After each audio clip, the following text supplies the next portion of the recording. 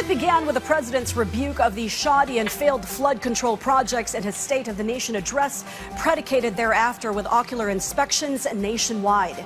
Yesterday, he gave the green light for agency heads to follow up on their own due diligence and good housekeeping initiatives. And the BIR has begun its own by way of a tax fraud audit scheme. Our Kenneth Paciente takes on in this report. President Ferdinand R. Marcos Jr. himself ordered a widespread investigation into the irregularities in flood control projects.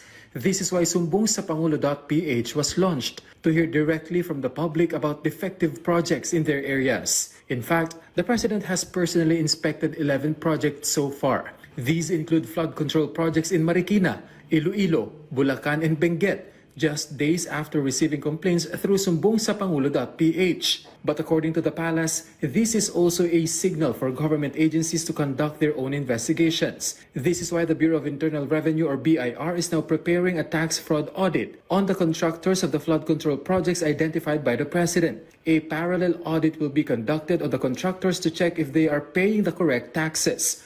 According to the BIR, all government contractors are required to secure an updated tax clearance from the agency before they can obtain a final settlement for their contracts. This clearance certifies that they have no tax liabilities and that all necessary taxes have been filed and paid.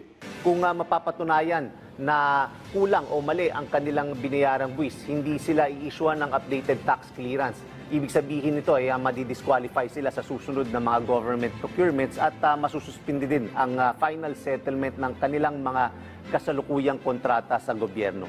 The BIR also said they will take action on projects that were reported as completed but where no actual structures exist.